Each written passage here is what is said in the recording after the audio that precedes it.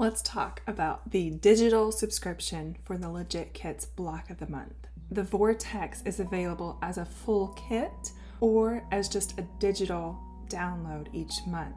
You can also buy both, but if you're outside of the United States, the digital download is your only option. But I'm going to walk you through some options you have, even if you have to pick your own colors. I've actually created a chart that breaks down the colors by color swirl. So I wanted to make it nice and easy because the whole point to this quilt is the color gradient from the inside to the outside of that swirl.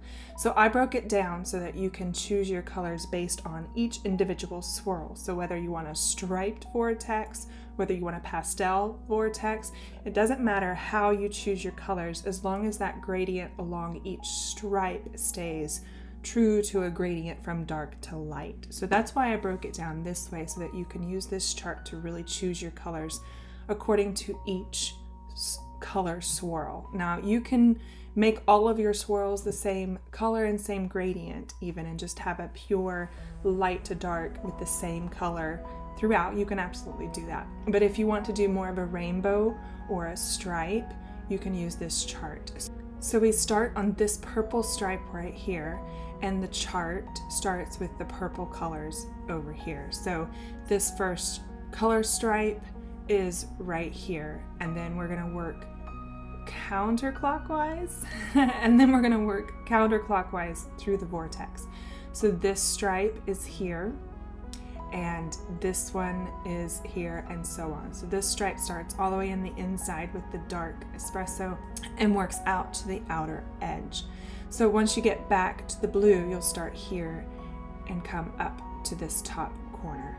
So each of these stripes is depicted in the chart, so you can choose the gradient you want to use, whether it's according to what's already here in a rainbow fashion, or whether it's according to your own version. But again, really the most important part is just going light to dark or dark to light, just staying with that true gradient. So there's a couple different ways you can choose your colors, choose how to fit that gradient, and we'll talk about that next. You can use whatever fabric you want to make your own version of the quilt. And I actually think that this quilt would do well with some rather large prints, as opposed to some quilts who have a lot of small pieces. This one has a lot of large pieces, and I think you could make it work.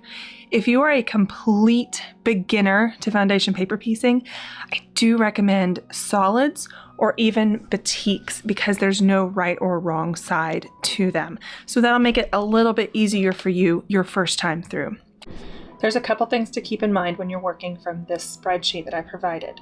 This is arranged by swirl, so when you're picking out your fabrics for each swirl, you'll want to pick out the same number of fabrics as there are colors in that swirl. So there's only 3 in the first couple, and then by the time you get to the third swirl, you've got quite a few colors here. Now there's several ways you can choose your fabrics. You can either choose a dark and then a light and fill in all of the spaces between it. So how many actually do we need?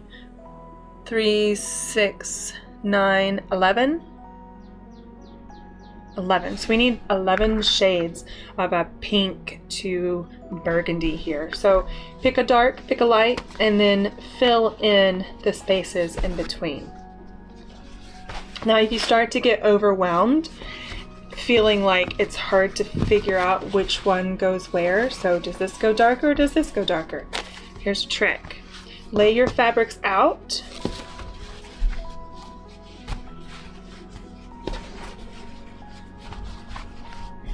Take a picture and turn it into black and white. So let me put a couple more pieces in here and we'll see how our gradient looks light to dark.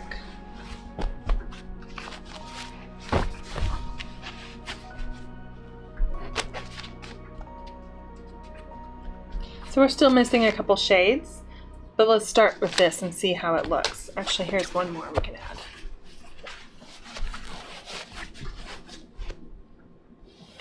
So we're going to stop and look at this in black and white. So I actually think we're off to a good start here. I like the dark to light. I really like the dramatic light over here and the dark over here. This one might be the problem. And so see how you can see it when you turn it to black and white. So I would probably pull this one out, and then I would probably add some in here between the really dark and the medium. But otherwise, I think our gradient is off to a really good start. Now you can adjust, you can add more in, you can substitute, you can do whatever you need to until you get that gradient that you want, so long as your number of fabrics matches the number of shades in the chart. And you'll do that with each swirl. Here is more of a red swirl, and then a red-orange, an orange, going into yellows and greens. So pick your swirls individually if you want, or you can completely change the colors. So if you'd rather it be a striped swirl, you can do a black, red, black, red. You can do it however you want to. It's completely up to you. Just match the number of shades in each swirl to the number of fabrics you pick. Here's some prints fabrics, and normally we might not think to grab some larger prints for a quilt, but in this case I think it could actually work, especially if you put the larger print in the larger blocks of color. So in this case I've got several laid out, and we'll use that black and white trick again to make sure that we get them in the right order.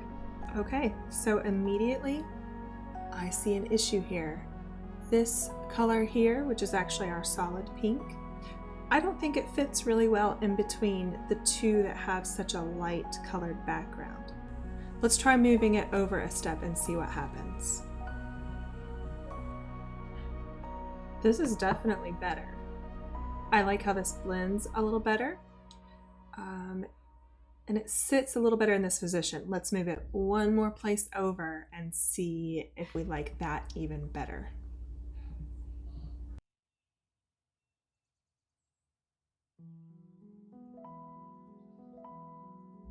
I actually like this best of all.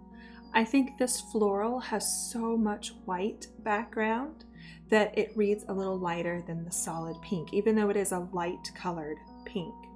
So you can do it however you want to. I think I would leave it like this, but nothing wrong with switching it up the way you want to. Once you get your fabrics in the order you like, all you need to do is transfer the same labels that are used in the chart onto your fabrics. So for instance, if we have 11 fabrics here and we have 11 shades here, I will simply label the darkest one T. This is what's going to translate to the pattern pieces. So no matter what fabric you picked, whether you have batiks or solids or prints, if they're not the same as the Kona, you're still going to use the corresponding code for the shade. So the darkest shade in this swirl will be called T throughout. Just label it T. And then MN for the next darkest, and so on. And then your lightest one will be WM. So that's how you can correspond and make sure that your fabrics will be consistent throughout the quilt, no matter what you use for your fabrics. Now the other option for choosing your fabrics is to just pull from your stash. Don't worry about light to dark or how light is this one, how dark is this one. Just pull the colors you like and arrange them from light to dark. Use the black and white trick still to make sure that you have that gradient correct, but you don't really have to worry about how dark is this and how light am I going. If you have a line of fabrics you like, use those. That's totally okay. So I hope this helped, and I hope you'll have fun picking out your fabrics. Now don't be afraid to ask any questions along the way. You can message me privately, you can message in the group, the Legit Kits Block of the Month. You can message anyone. Just reach out for help if you need it. There is nothing wrong with that. And I guarantee if you're wondering something, someone else is asking the same question. You're not alone. So I will be doing a sew along every month. Part 1, month 1 is already posted. So if you're still on the fence about joining, go watch that and see how easy these blocks really are. If you have already joined, go watch it and get to sewing. What are you waiting for? I will see you every month through this process. Happy sewing.